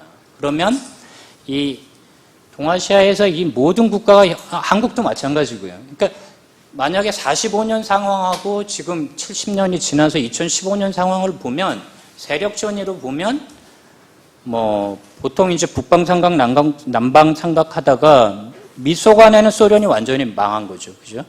소련이 완전히 망한 거고 일중을 가지고 보면 중국이 큰 거죠. 그렇죠? 지금 남북을 갖고 보면 북한이 완전히 망했죠. 그러면 일반적으로 얘기하는 걸로 세력이 부상하는 세력을 그 힘의 관계가 바뀐 세력이 수종주의 세력이라고 보면 한국의 경우에는 북한에게 체제 경쟁에서 완전히 승리했기 때문에 지금 한국의 특히 보수의 입장은 완전한 수종주의입니다. 한국민 전체가. 옛날의 한국이 아니다. 그래서 지위에 대한 열망이 굉장히 강하다고 생각해요. 그러니까 우리도 중견국 하고 싶다. 국제사회에 기여하겠다라는 거는 진보 보수를 떠나서 공유하고 있는 상황이거든요. 그리고 보수는 좀 더 센 거죠. 북한하고의 체제 경쟁에서 이겼는데 왜 우리가 쟤네들을 봐주냐? 흡수통일만이 살 길이다 이렇게 나가는 건데 그런 의미에서 보면 모든 국가가 현상 변경 세력이라고 하는 게 제 생각입니다. 그리고 근대의 잘못된 만남 부분은 나름대로 과거의 문제가 지금까지 여전히 살아있다라는 생각을 하기 때문에 뭐 여러 가지 써놓은 건데요. 일단 그냥 하나만 두 번째 샌프란시스코 체제라고 해놓은 것에 대해서만 말씀드리겠습니다. 그러니까 E.H. 카라는 유명한 영국의 사학자, 국제정치학의 테두라고 불리는 E.H. 카의 대표작이 20년의 위기라는 거죠. 그러니까 20년의 위기는 간정기, 1차 세계대전과 2차 세계대전 사이의 기간, 인터 피리어드를 얘기하는 건데 이 책의 제목을 그대로 갖고 와 보면 그러니까 1차 세계대전이 끝나고 베르사유 평화조약에 의해서 전후 처리를 했는데 20년 만에 독일이 폴란드를 침공하면서 제2차 세계대전이 발발했다. 그래서 1차 세계대전 이후에 전후 처리는 영구한 평화 아니면 적어도 꽤 긴 기간의 평화를 보장하지 못한 실패작이다라는 게 이제 그 책 제목이 의미하는 바죠. 만약에 그렇다고 하면 45년은 이제 광복 해방이라고 하는데 50년의 전면적인 전쟁이 있었습니다. 한반도에서. 45년 이전에 식민지 조선의 여러 그 독립투사도 있고 신민들도 있었고 일본이 하고 있었던 전쟁에 그 동원된 사람들은 많았지만 한반도가 전쟁터가 되지는 않았습니다. 자, 이건 이제 굉장히 큰 얘기인데 동아시아의 전쟁과 평화의 문제에서 이걸 어떻게 볼 거냐 하는 거고, 그 유산이 한국 전쟁의 유산과 샌프란시스코의 미일 간의 일방적인 미일 간의, 그러니까 일본 제국주의가 패망한 게 45년인데 일본 제국주의의 패망에 대한 동아시아의 판의 평화협정이 없었던 거죠. 그러니까 이 샌프란시스코 평화조약은, 그러니까 일본이 국제사회로 복귀하는 조건은 미국에게 대해서 종속적인 것, 안보를 종속하는 것, 뭐 남기정 교수 표현인데 이제 기지국가가 되는 것이었죠. 그리고 일제의 직접적인 그 식민 피해를 가장 많이 본 한국과 중국, 남북한과 중국, 대만은 다 이 평화협정의 서명 주체가 아니었습니다. 그리고 그러면 일본과의 관계를 정상화한 건 뭐 지금 최근에 이제 김종필 씨 그 회고록이 계속 연재되고는 있는데, 아무튼 그 65년이죠. 그리고 군사 정권이 경제 성장의 정당성을 위해서 이제 당시에 63세대들이 굴욕적인 조약을 맺었다고 반대를 했었던 걸 무릅쓰고 했었죠. 그래서 근대의 잘못된 만남 부분인데, 이 부분의 문제가, 그러니까 제 개인적인 생각은 이 부분의 문제가 민족주의의 과잉으로 해결될 수 있는 문제는 아니라고 생각합니다, 저는. 그리고 청구권을 가지고 일제 잔재에 대한 모든 문제를 해결했다고 봤는데, 지금 나오고 있는 한일 간의 역사의 문제는 엄격하게 말하면 민족주의적인 정서를 정치권이 이용한 거죠.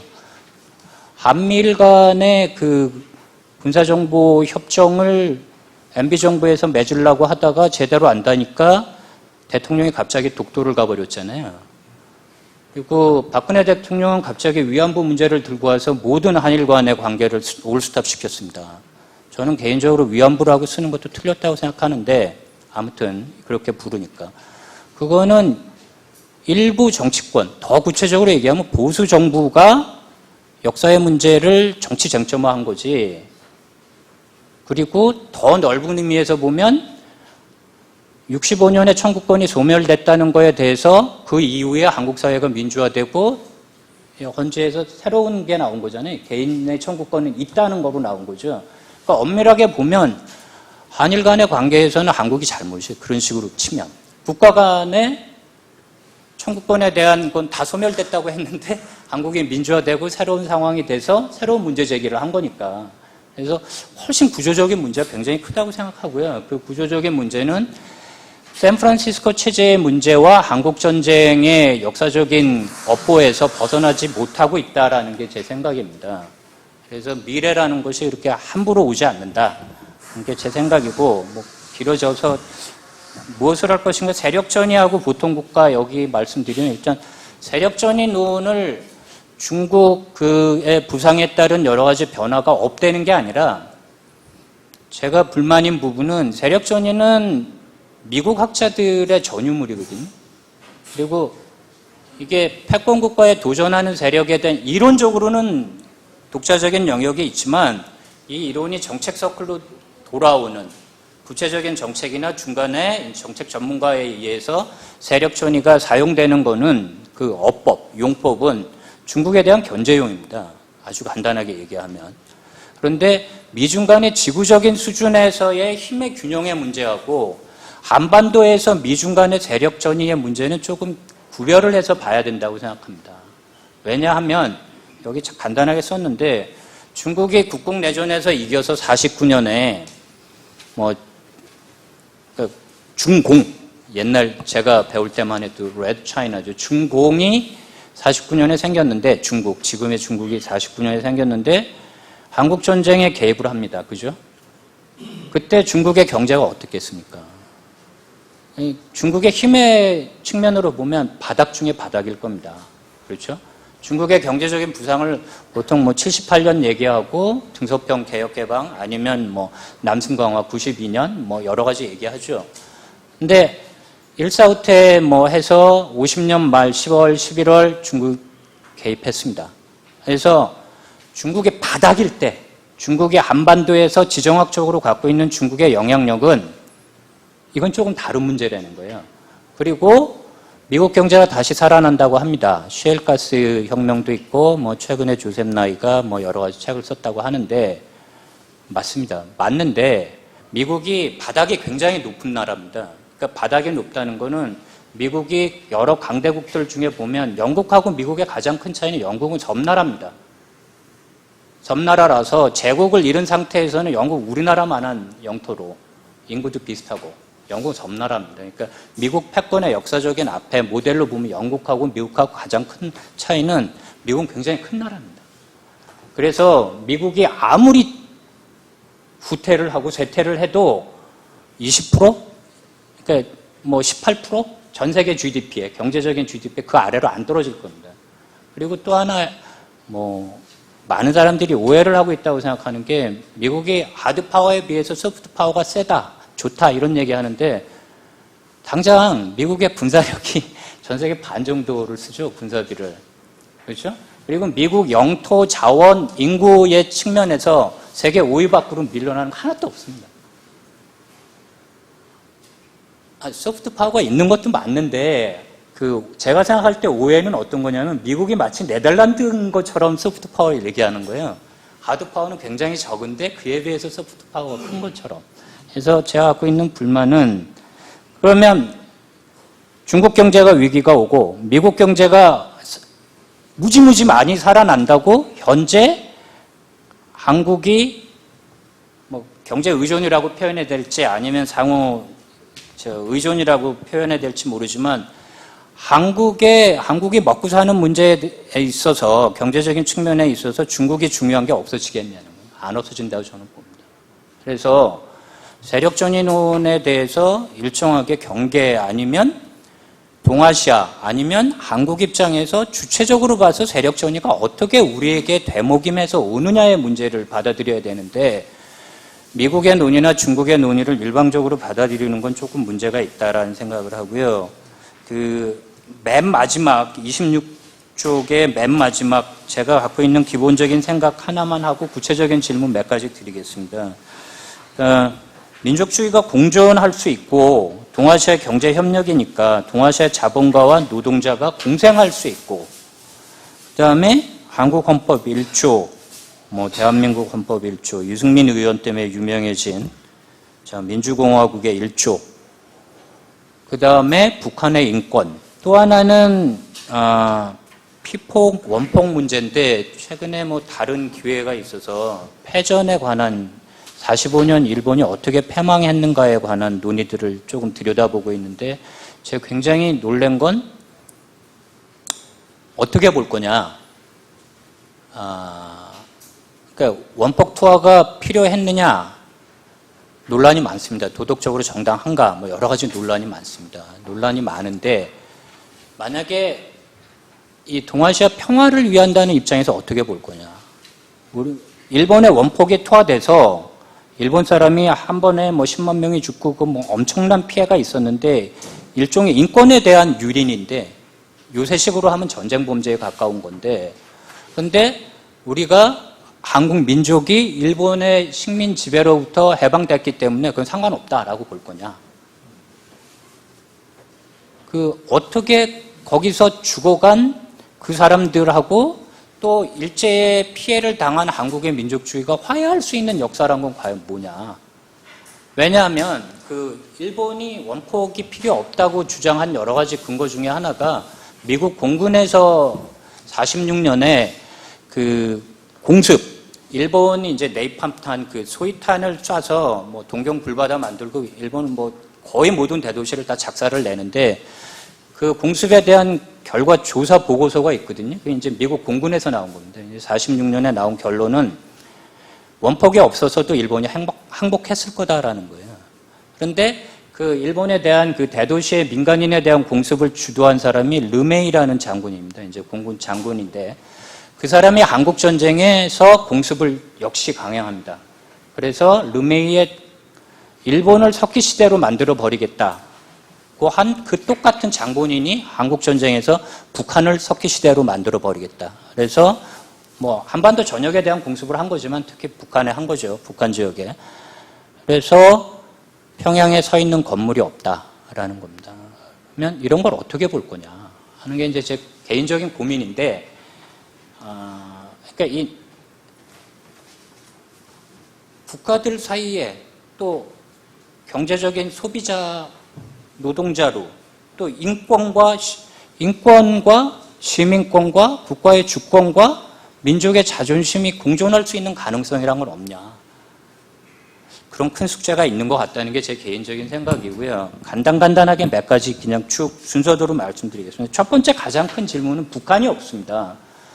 북한이 없는데 처음에 말씀하실 때 북한은 다른 주제가 있기 때문에 일부러 말씀을 안 하셨다고 하는데, 사실은 한미일 간의 군사적인 문제나 안보 갈등의 여러 가지 문제를 볼 때 북한을 빼고는 얘기를 못합니다. 그래서 북한에 대한 생각이 어떠신지, 북한을 넣어달라라는 주문이 첫 번째 질문이고요.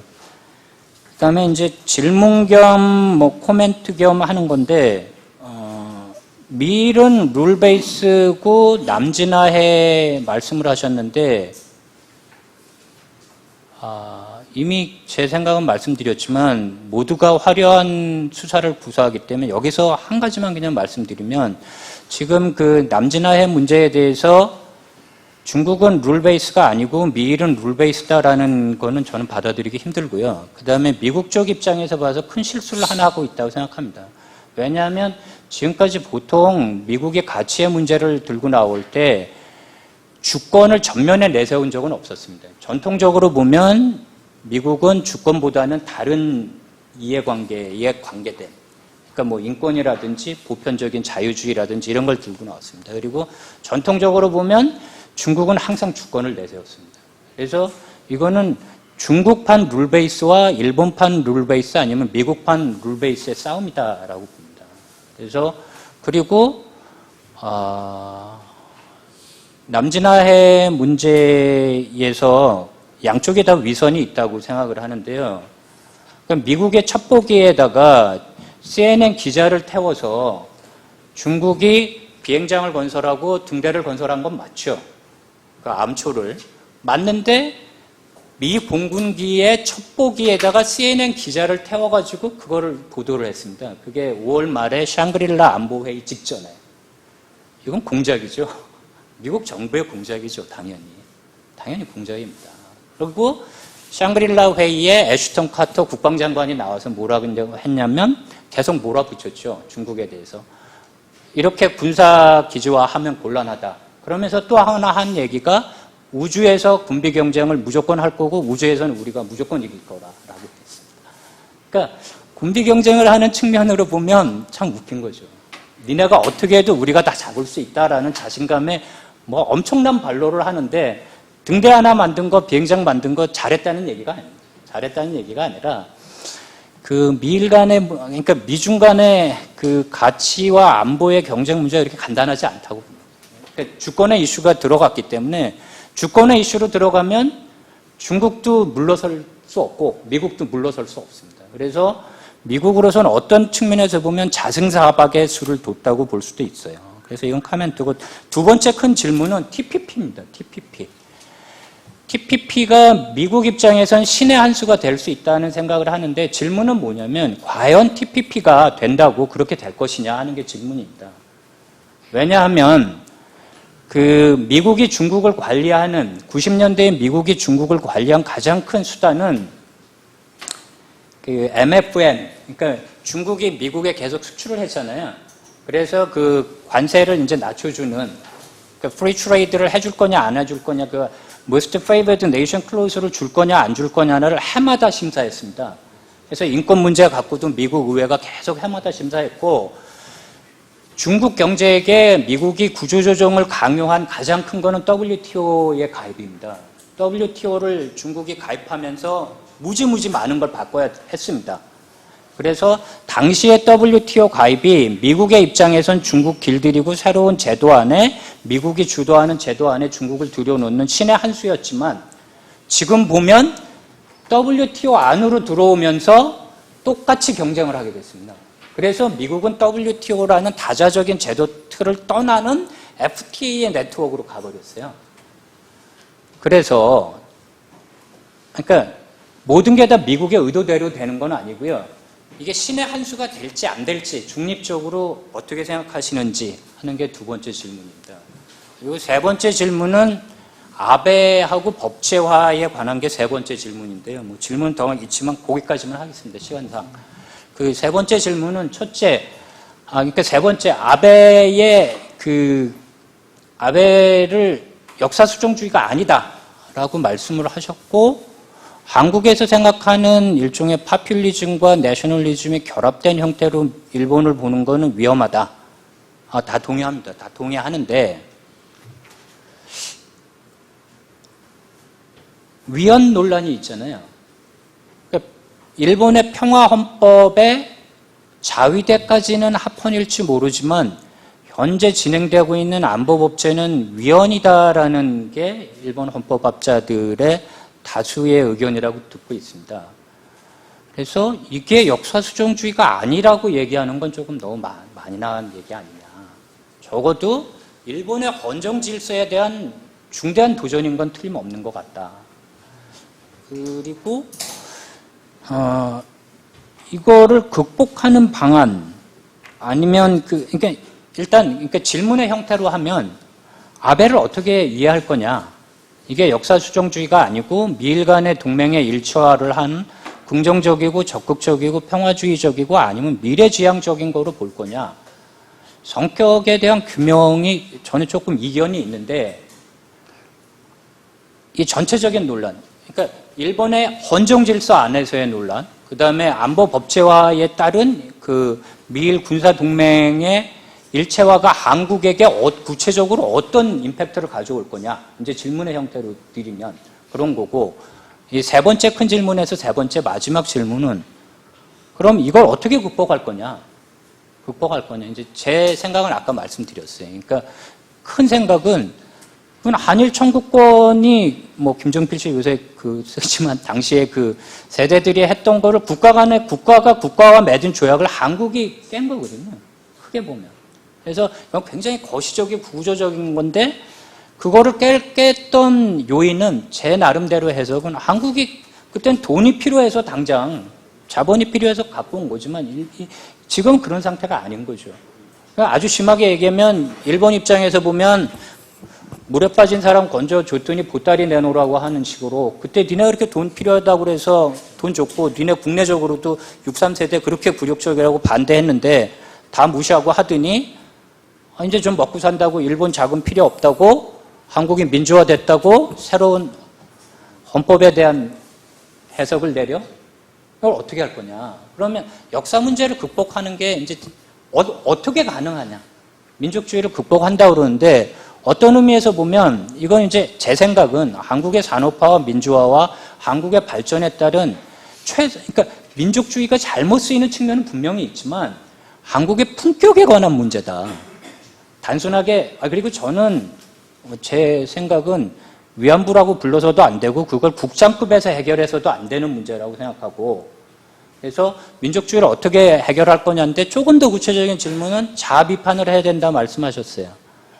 그러니까 미국의 교과서를, 민간 학자들이 쓰는 교과서를 미국 정부가 검열을 하는 것도 받지 못하겠는데 일본 정부가 검열을 하는 것을 미국의 역사학자들이 반대한 건데 한국에서 이상하게 본다. 그거 다 동의하는데, 그러면 위안부 문제를 국장급에서 해결하고 넘어가면 그러면 고민인데 어디까지 자아 비판할 거냐. 우리도 베트남에 가서 양민 학살했다 할 거냐. 우리도 위안부 있었다 라고 할 거냐. 이제 일본 보수에서 하는 건데, 그러면 안 받을 거냐. 돈도 필요 없고 이제 뭐 다 안 받고 넘어갈 거냐. 왜냐하면 일본이 식민지 사죄에 대한 문제는 한국의 국격과 어떻게 보면 일본이 천황제를 그렇게 굳건히 지키려고 하는 국채의 문제이듯이 한국으로서도 일본 식포쿠타이의 문제인 거죠. 그리고 지금 어떻게 보면 천황제와 헌법 구조가 일본은 이제 전후 일본을 만들면서 트레이드가 된 거잖아요. 천황을 살리기 위해서 천황을 처벌하지 못하니까 그럼 평화국가로 가라라고 한 건데, 그러면 나머지 국가들이 그나마 그 일본을 전후에 다시 국제사회로 돌아오는 걸 받아들일 수 있었던 건 평화헌법이 있었기 때문인데, 그러면 식민지의 사주에 대한 문제는 한국식 구체에 대한 문제가 되는 거 아니냐.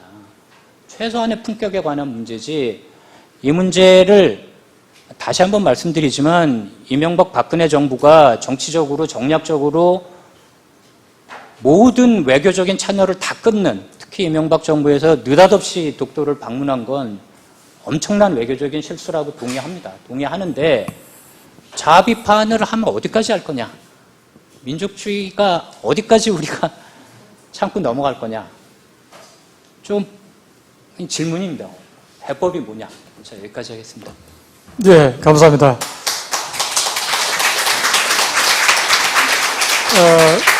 여러 가지 이슈를 제기하셨는데요.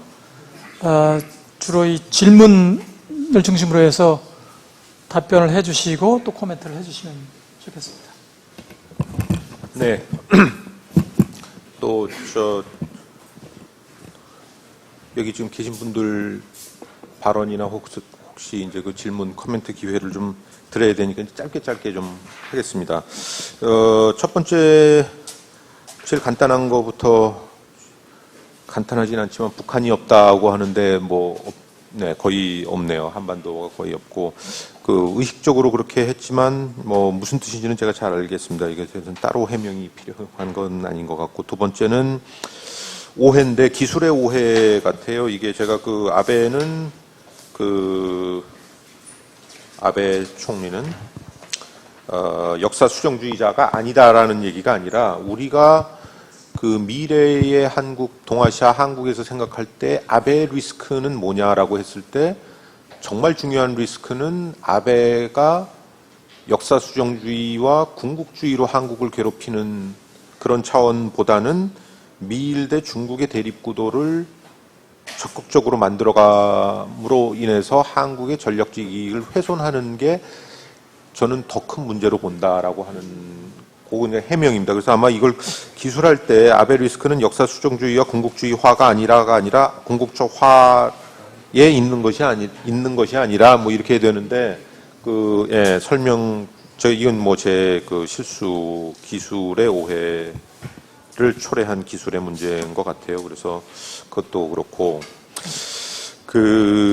TPP가 신의 한 수냐라고 하는 건데, 그게 글쎄요, 신의 한 수가 될 수 있을지 모르겠습니다.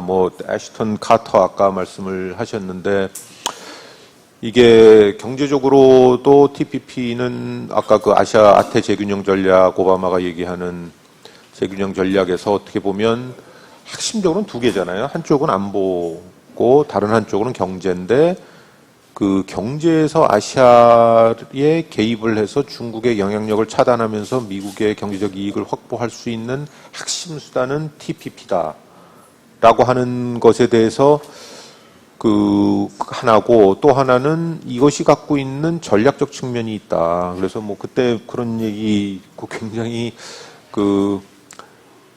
센 얘기인데, 이거 항모 하나 가는 거나 마찬가지다라는, 그러니까 전략적 가치를 생각을 하면, 그러니까 이제 그러니까 이게 무역협정이 갖고 있는 안보적 효과를 이제 그렇게 높이 평가를 한 것인데, 양측면에서 과연 신의 한 수가 될 것이냐라고 생각을 할 땐 저는 그렇게 되지는 않을 거라고 생각을 합니다. 과거에 WTO 중국 가입할 때에 이제 그런 여러 가지 말씀을 하셨는데, 첫 번째는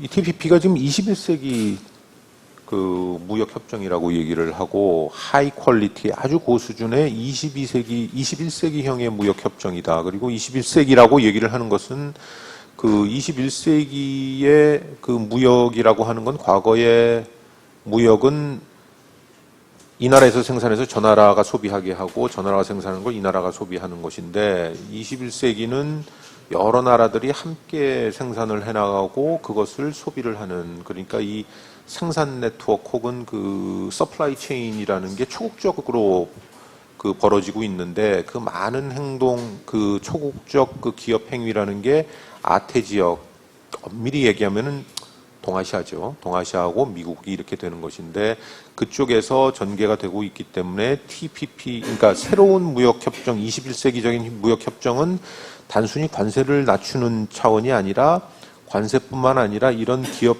활동을 하기에 그 이득이 되는 그 여러 가지 생산 행위를 도와주고 서비스를 도와주고 하는, 그래서 이거를 이 사람은 트레이드 인베스트먼트 서비스 넥서스라고 얘기를 합니다. 그러니까 이 세 개가 같이 물려가기 때문에 그 새로운 그 FTA라고 하는 것은 그 무역에 있어서의 그 장벽을 낮추는 것뿐만 아니라 그 투자, 그 다음에 그 서비스, 이것을 다 같이 해가지고 한다는 건데, 그렇게 되면 이제 그 제도를 새로 만들어야 되는 것이고, 많은 것은 미국이 익숙한, 다시 말해서 미국에 좀 유리한 그런 그 제도들을 이렇게 쭉 깔아내는 이제 그런 측면들이 상당히 있습니다. 그래서 한미 FTA도 그런 측면이 상당히 있었잖아요. 그래서 지금 미국 지금 의회에서 한미 FTA 이행에 대해서 계속 시비를 거는 것은 2011년에 FTA 이걸 했는데도 한국 정부 잘 안 된다, 기업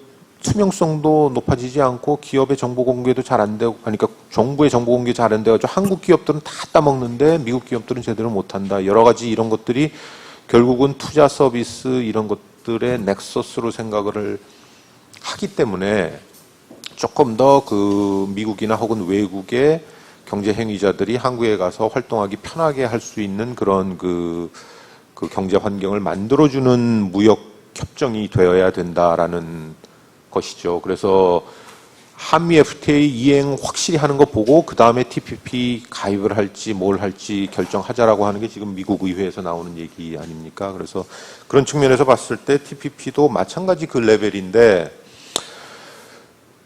그게 신의 한 수가 되려면 중국이 아닌 중국 주변에 있는 대부분의 국가들이 그것을 받고 중국이 어쩔 수 없이 거의 무장해제식으로 그것을 받게 되는 상황이 오면 아마 신의 한 수가 될 텐데, 저는 그거는 굉장히 그 낙관적인 그 전망이라고 생각을 하고, 왜냐하면 그런 수준으로 갈 수는 지금 없죠. 미국이 아니기 때문에. 그 다음에 두 번째는 아까 뭐 비슷한 얘기가 나왔습니다만은 실제로 미일 협상을 지금 하는 것을 보면 이게 왜 그 싱글 언더테이킹으로 다자가 다 같이 하는 파트가 있고 12개의 국가들은 다 개별적으로 지금 그 양호한 협정을 지금 하고 있지 않습니까? 하고 있는 와중에 대표적인 게 그 쌀인데, 미국과 일본 사이에 지금 쌀 시장에서의 관세를 낮춰달라고 하니까 일본은 농민을 생각해서 관세는 죽어도 못 낮추겠다. 그 대신